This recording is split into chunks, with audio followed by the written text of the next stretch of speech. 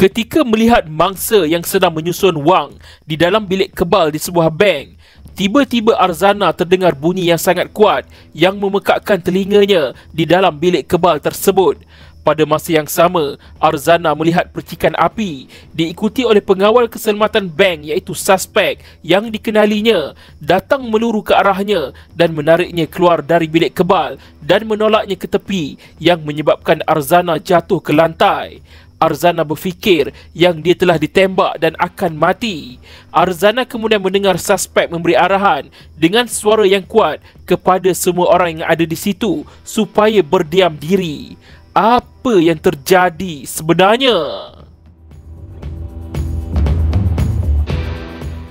Pada hari kejadian, suspek sedang bertugas di sebuah bank terkenal di cawangan USJ Subang Jaya sebagai pengawal keselamatan bantuan bagi menggantikan rakan sekerja yang sedang bercuti. Ketika bertugas, suspek membawa senjata api jenis pump gun bersamanya. Ini bukan kali pertama suspek menjalankan tugas bantuan di cawangan bank berkenaan. Suspek telah beberapa kali menjalankan tugas bantuan di cawangan bank tersebut sebelum ini dan suspek sudah biasa dengan premis itu serta sudah biasa dengan pegawai dan kaki tangan bank tersebut.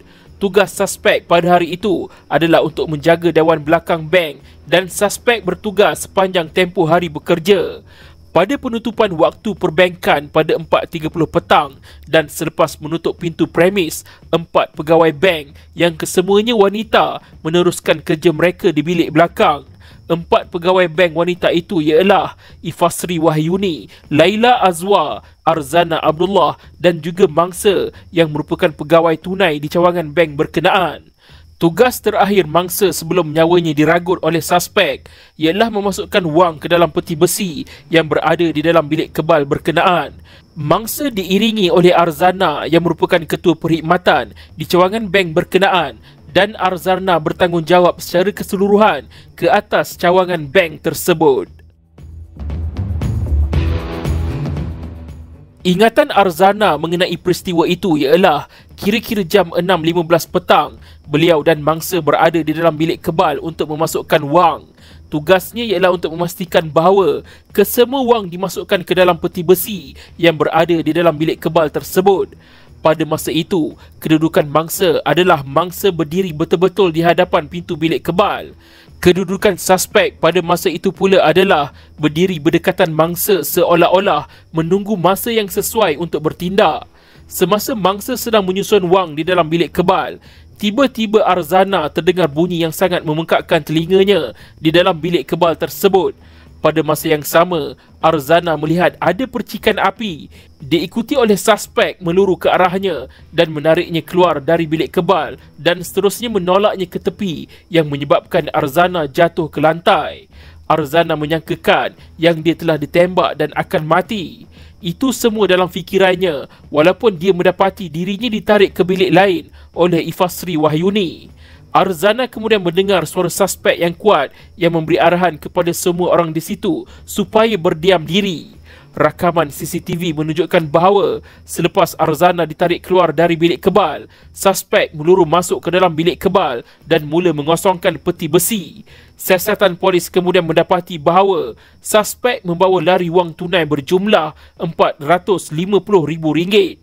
Semasa suspek melarikan diri dari bank, suspek memberi isyarat kepada pegawai bank yang dalam keadaan ketakutan supaya berdiam diri dengan meletakkan jari di bibirnya. Pihak polis kemudian bertungkus lumus menjejaki kedudukan suspek.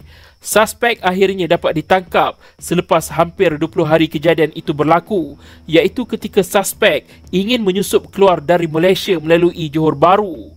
Suspek seterusnya dibawa ke mahkamah untuk dibicarakan. Suspek yang bernama La Ode Ardi Rasila, 37 tahun, iaitu seorang warga negara Indonesia, telah didakwa dengan 2 pertuduhan atas kesalahan yang dilakukannya.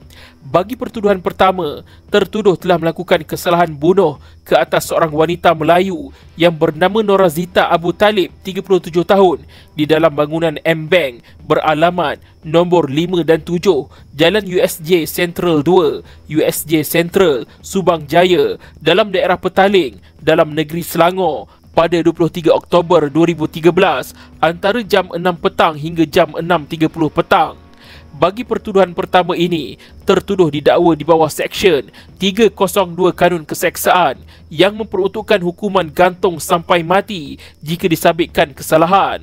Bagi pertuduhan kedua pula, tertuduh telah melakukan satu kesalahan berjadual iaitu rompakan dan pada masa melakukan rompakan itu telah melepaskan tembakan dari senjata api jenis pump gun bernombor siri A1287832 dengan niat menyebabkan kematian ke atas mangsa yang sama di tempat yang sama dan pada tarikh dan masa yang sama.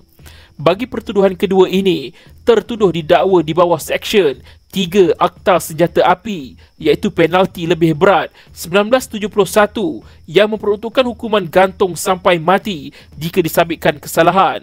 Untuk makluman, pada mulanya pihak polis menyangkakan tertuduh adalah seorang warga negara tempatan kerana tertuduh memiliki kad pengenalan Malaysia bernombor 770818126721 atas nama Ardi bin Hamzah yang beralamat di Tawau, Sabah.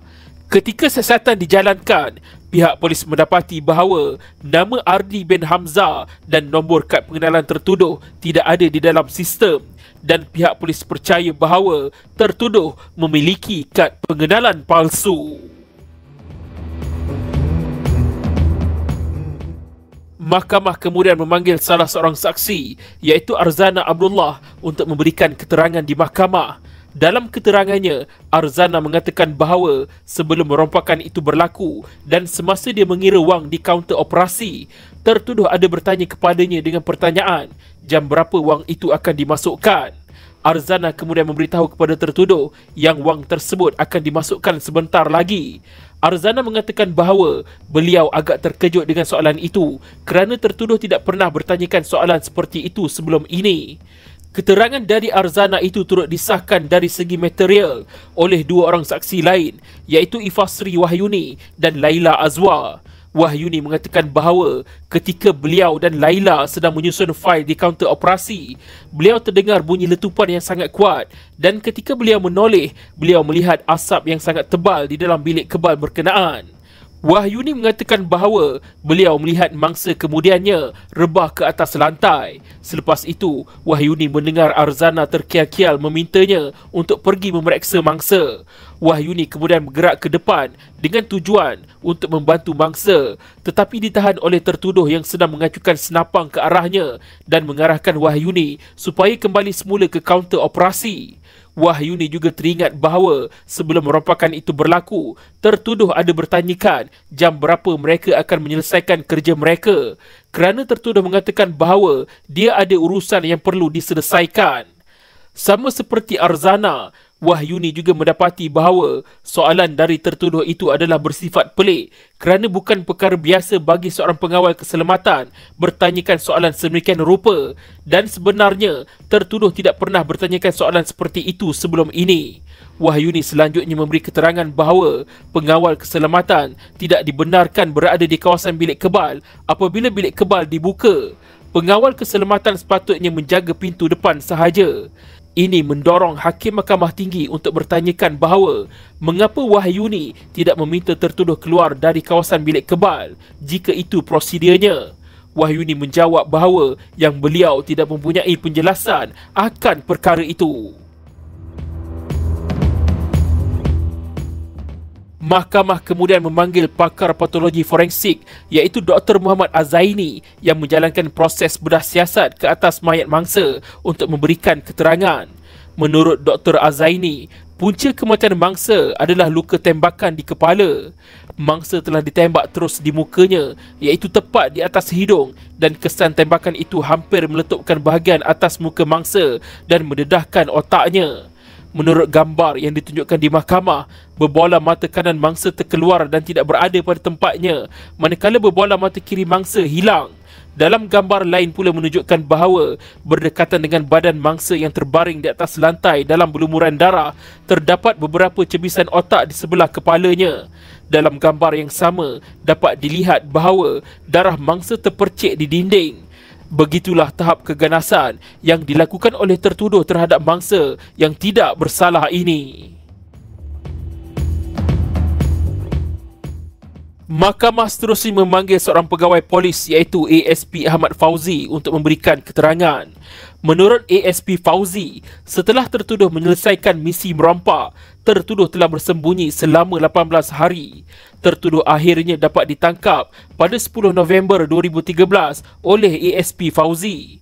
Menurut keterangan ASP Fauzi, ketika beliau berada di Ibu Pejabat Polis Daerah Kota Tinggi, beliau menerima maklumat bahawa suspek yang dikehendaki bagi kes bunuh dan samun di M-Bank Subang Jaya sedang berada di sekitar jeti Tanjung Belungkur di Kota Tinggi, Johor. ASP Fauzi bersama pasukannya segera menuju ke Tanjung Belungkur bagi merancang untuk membuat serangan hendap di kawasan jeti tersebut.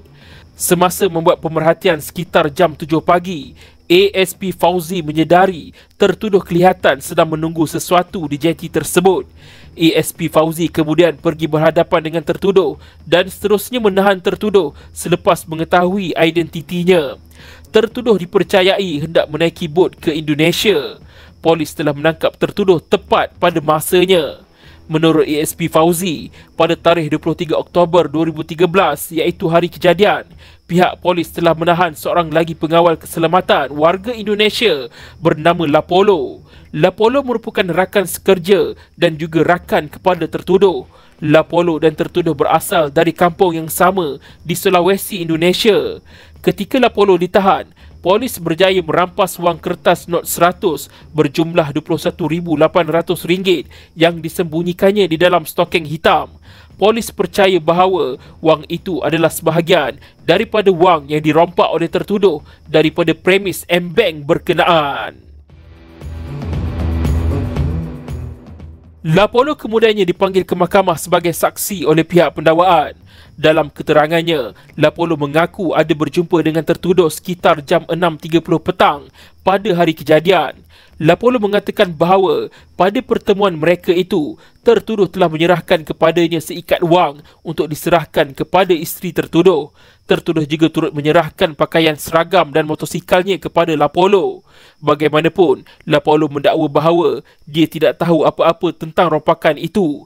Keterangan Lapolo yang tidak tahu menahu tentang rompakan tersebut adalah satu dakwaan yang sangat diragui oleh Hakim Mahkamah Tinggi.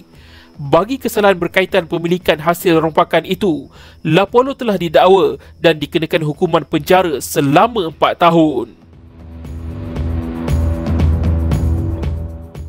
ASP Fauzi dalam keterangannya di mahkamah mengatakan bahawa selepas penahanan tertuduh dibuat, tertuduh telah memandu arah polis untuk mendapatkan pump gun yang digunakannya untuk menembak mangsa. Tertuduh telah membuang senapang tersebut ke dalam longkang di USJ Subang Jaya ketika melarikan diri selepas pembunuhan dan rompakan itu. Pemeriksaan pakar senjata api oleh pegawai persenjataan iaitu Inspektor Muhammad Faizi mengesahkan bahawa senapang yang digunakan tertuduh itu berfungsi dengan baik dan boleh digunakan tanpa sebarang kecacatan dikesan. Sebagai sebahagian daripada prosedur untuk menguji sama ada pump gun tersebut boleh menembak secara tidak sengaja ataupun tidak, Inspektor Faizi telah menjatuhkan senapang itu dari ketinggian 5 kaki semasa tuil keselamatan berada dalam kedudukan fire.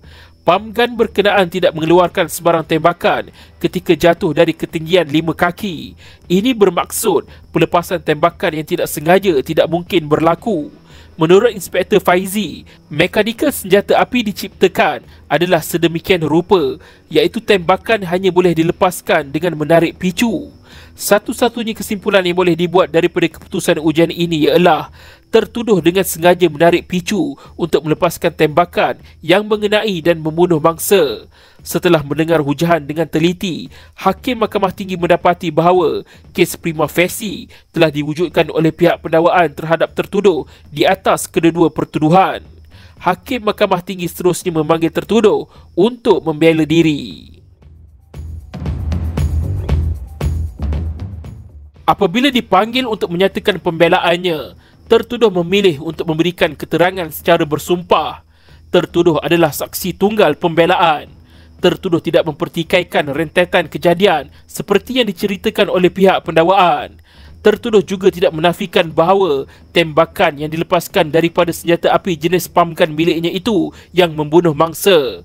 Dalam pembelaannya, tertuduh menyatakan bahawa yang dia tidak berniat untuk menembak mangsa kerana pam gun berkenaan tertembak secara tidak sengaja ketika dia hendak mengepamnya. Tertuduh mengatakan bahawa yang niatnya hanya untuk merompak sahaja dan bukannya untuk membunuh sesiapa.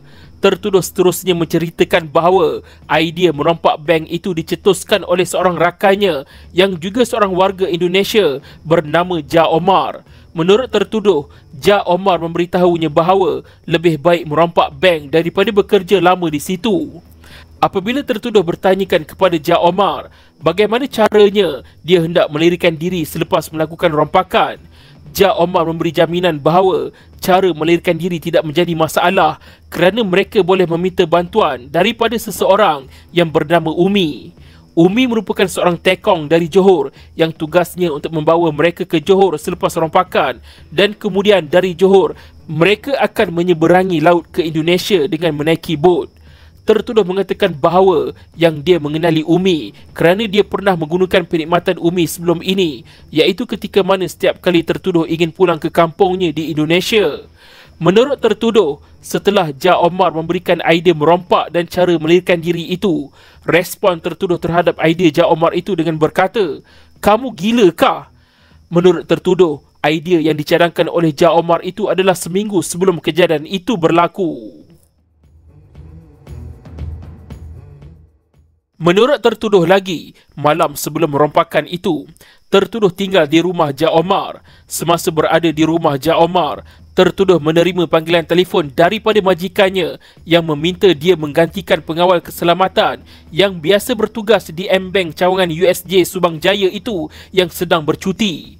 Menurut tertuduh, selepas selesai solat maghrib, Ja Omar mengingatkannya tentang rancangan rompakan mereka pada minggu sebelumnya, dan Ja Omar bertanyakan sekali lagi jika tertuduh boleh melakukannya. Pada masa yang sama, Ja Omar memberi semangat kepada tertuduh dengan mengatakan bahawa tidak sukar untuk merompak bank. Ja Omar kemudiannya membuat panggilan telefon kepada Umi yang berada di Johor. Selepas membuat panggilan telefon, Ja Omar memaklumkan kepada tertuduh bahawa Umi telah bersetuju untuk mengambil mereka di Subang Jaya pada jam 5 petang keesokan harinya, dan Umi telah mengenakan caj pengangkutan sebanyak RM800. Pada malam itu, tertuduh dan Ja Omar terus membincangkan rancangan untuk merompak bank. Dalam pemeriksaan balas, tertuduh mengatakan bahawa Ja Omar telah mengajarnya cara melakukan rompakan, iaitu dengan mengugut pegawai bank dengan senapang terlebih dahulu, mengambil telefon bimbit mereka dan kemudian mengurung mereka di dalam bilik. Menurut tertuduh, pada pagi keesokan harinya, Ja Omar menghantar tertuduh ke tempat kerjanya menggunakan motosikal milik tertuduh dan mereka tiba di premis bank berkenaan pada jam 7.40 pagi. Tertuduh kemudian memulakan tugasnya dengan menghidupkan lampu dan penghawa dingin di premis bank tersebut. Selepas itu, tertuduh mengambil pam gun berkenaan yang baru diservis, memuatkannya dengan peluru dan menjalankan tugas pengawalannya seperti biasa. Kira-kira jam 1 petang, Ja Omar menelefon tertuduh dan memaklumkan bahawa Umi telah tiba dengan kereta dari Johor. Ja Omar menyuruh tertuduh bertindak dengan cepat kerana Umi sangat marah atas sebab terpaksa menunggu mereka. Umi berkeras mahu pulang ke Johor dengan segera kerana Umi ingin mengelak kesesakan lalu lintas di Subang Jaya. Menurut tertuduh, ini bertentangan dengan persetujuan Umi sebelum ini untuk mengambil mereka pada jam 5 petang dan bukannya pada jam 1 petang. Bagaimanapun, selepas beberapa rundingan, Umi bersetuju untuk menunggu mereka sehingga jam 6 petang. Menurut tertuduh lagi, apa yang berlaku seterusnya adalah Ja Omar menelefonnya sebanyak 7 hingga 8 kali dan bertanyakan kepadanya bilakah dia akan mulakan rompakan. Desakan Ja Omar yang berterusan itu telah membuatkan tertuduh merasa gemetar dan tertuduh terpaksa pergi ke tandas beberapa kali untuk cuba memikirkan cara melakukan rompakan. Dan pada masa yang sama juga, tertuduh memikirkan tentang Umi yang menunggu mereka sejak jam 1 petang lagi. Dalam keadaan fikiran itu, tertuduh memutuskan bahawa sudah tiba masanya untuk dia mulakan rompakan. Tetapi ketika dia hendak mengepam senapangnya itu, ia tiba-tiba meletup dengan sendirinya. Jadi masa itu saya cakap, saya baru nak pam macam ni, terus meletup. Menurut tertuduh, selepas mangsa ditembak dan selepas dia mengeluarkan wang dari bilik kebal, tertuduh keluar melalui pintu hadapan bank dan melarikan diri bersama dengan Jah Omar yang sedang menunggu di luar premis bank tersebut dengan motosikal. Jah Omar dan tertuduh kemudiannya bergerak melalui lorong belakang dan semasa mereka melalui longkang di belah kiri, tertuduh telah melemparkan pam gun berkenaan ke dalam longkang tersebut. Mereka berdua kemudiannya terus ke tempat kerja rakan tertuduh iaitu Lapolo di Causeway Jalan Subang 4. Umi sudah bersiap sedia untuk membawa mereka ke Johor dan mereka bertiga seterusnya memulakan perjalanan. Tertuduh Jah Omar dan Umi kemudian tiba di Johor pada jam 11 malam dan terus menuju ke Tasik Pulai. Menurut tertuduh lagi, tujuan dia mengepam pam gun tersebut adalah untuk menarik perhatian Arzana dan mangsa yang sedang membelakanginya. Tertuduh berkata bahawa ideanya dengan membunyikan klakson senapang di pam adalah untuk membuatkan Arzana dan mangsa akan menoleh ke arahnya dan tertuduh kemudian akan memberi amaran kepada mereka berdua bahawa ianya adalah satu rompakan. Akan tetapi, tertuduh tidak menyangka yang pam gun tersebut akan melepaskan tembakan hanya dengan mengepamnya. Dalam erti kata lain, ia adalah kecacatan mekanikal yang menyebabkan pam gun itu menembak dengan sendirinya. Tertuduh menjelaskan bahawa walaupun dia ditugaskan sebagai pengawal bersenjata, akan tetapi dia tidak mempunyai pengalaman praktikal dalam menembak senjata api. Tertuduh mengaku yang dia pernah menghadiri latihan penggunaan pam gun tetapi menafikan mengambil bahagian dalam tembakan sebenar. Tertuduh mengatakan bahawa ini kerana tujahan belakang pam gun ketika dilepaskan adalah menakutkannya. Pada tarikh 14 Ogos 2014, setelah meneliti hujahan secara maksimum dari kedua-dua belah pihak, Mahkamah Tinggi Shah Alam mendapati bahawa pihak pendakwaan berjaya menimbulkan keraguan yang munasabah. Ini bermaksud tertuduh didapati bersalah dan dijatuhkan hukuman gantung sampai mati terhadap kedua-dua pertuduhan ke atasnya. Kes tidak hanya terhenti di sini. Tertuduh tidak berpuas hati dengan keputusan yang dijatuhkan oleh Mahkamah Tinggi terhadapnya. Tertuduh kemudian memfailkan rayuan terhadap sabitan dan hukuman yang dijatuhkan ke atasnya. Kes kemudian dibawa ke peringkat Mahkamah Rayuan. Apakah keputusan Mahkamah Rayuan? Adakah benar tertuduh secara tidak sengaja telah melepaskan tembakan ke arah mangsa?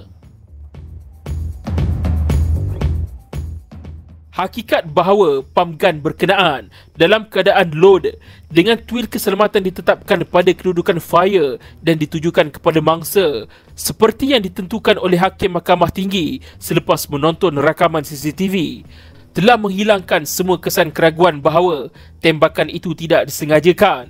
Oleh itu, tertuduh tidak boleh menggunakan pembelaan di bawah Seksyen 80 Kanun Keseksaan.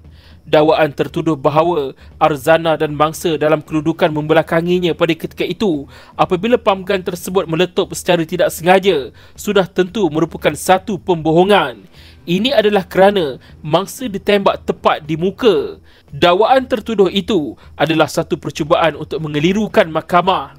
Pada keseluruhan keterangan, khususnya kelakuan tertuduh selepas mangsa ditembak mati, sangat jelas dan tidak dapat disangkal kepada fakta bahawa tembakan itu adalah satu tindakan yang disengajakan sebagai sebahagian daripada modus operandi untuk merampak bank. Mahkamah Rayuan mendapati bahawa tertuduh sama sekali tidak menghiraukan akan keselamatan mangsa. Tiada keraguan bagi pihak Mahkamah Rayuan bahawa pembunuhan itu adalah bertujuan untuk menjadi amaran kepada pegawai bank yang lain supaya tidak menghalang tertuduh. Oleh itu, Mahkamah Rayuan berpendapat bahawa Mahkamah Tinggi adalah betul dalam menolak penjelasan tertuduh yang mengatakan bahawa pam gun tersebut telah melepaskan tembakan secara tidak sengaja dan tertuduh tidak berniat untuk membunuh mangsa. Sama ada tembakan itu tidak disengajakan atau sebaliknya merupakan persoalan fakta yang perlu ditentukan oleh Mahkamah Tinggi. Hakim Mahkamah Tinggi telah membuat penemuan yang jelas bahawa ia adalah disengajakan.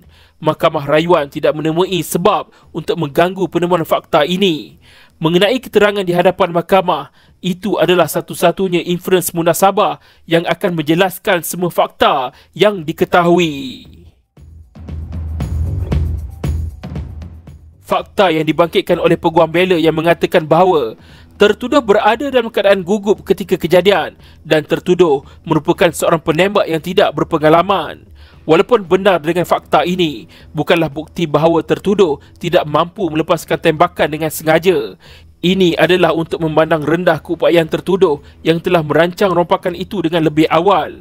Walau apapun, dapatan bukti tidak sama sekali menunjukkan bahawa tembakan itu adalah perbuatan perompak yang dalam keadaan gementar. Setelah mendengar hujahan dari kedua-dua belah pihak, panel 3 hakim Mahkamah Rayuan sebulat suara menolak rayuan tertuduh dan mengesahkan sabitan dan hukumannya di atas kedua-dua pertuduhan. Ini bermaksud tertuduh kekal bersalah dan kekal dikenakan hukuman gantung sampai mati. Tertuduh kemudian memfailkan rayuan ke peringkat mahkamah tertinggi di Malaysia, iaitu Mahkamah Persekutuan. Pada 29 Februari 2016, Mahkamah Persekutuan yang bersidang di Putrajaya mengekalkan hukuman mati terhadap tertuduh selepas panel 5 hakim Mahkamah Persekutuan sebulat suara menolak rayuan tertuduh. Ini kerana Mahkamah Persekutuan di Putrajaya berpuas hati terhadap bukti yang mencukupi bagi mengekalkan keputusan yang dibuat oleh Mahkamah Tinggi Shah Alam ke atas tertuduh. Kira-kira 8 tahun kemudian, iaitu pada tarikh 15 Julai 2024, panel 3 hakim Mahkamah Persekutuan yang bersidang di Johor Bahru telah mengenepikan hukuman mati terhadap tertuduh. Bagi pertuduhan pertama di bawah Seksyen 302 Kanun Keseksaan atas kesalahan membunuh, tertuduh dijatuhkan hukuman penjara 38 tahun beserta 12 kali sebatan rotan selepas berjaya dalam semakan hukuman itu. Bagi pertuduhan kedua pula, di bawah Seksyen 3 Akta Senjata Api, iaitu penalti lebih berat 1971 atas kesalahan melakukan rompakan dan dengan sengaja melepaskan tembakan, tertuduh dijatuhkan hukuman penjara 33 tahun beserta 12 kali sebatan rotan selepas diketepikan hukuman mati. Kedua-dua hukuman itu berjalan secara serentak dari tarikh tertuduh ditangkap, iaitu pada 10 November 2013. Ini bermaksud secara keseluruhannya, tertuduh dikenakan hukuman penjara 38 tahun beserta 12 kali sebatan rotan bagi kedua-dua pertuduhan tersebut. Untuk makluman, Norazita Abu Talib iaitu mangsa sudah bekerja dengan M-Bank selama 16 tahun sejak usianya 21 tahun lagi. Penghakiman penuh boleh dirujuk dalam kes La Ode Ardi Rasila lawan pendakwa raya 2016 1 MLJ 358 Mahkamah Rayuan Putrajaya. Nombor rayuan jenayah B05 25108 tahun 2014.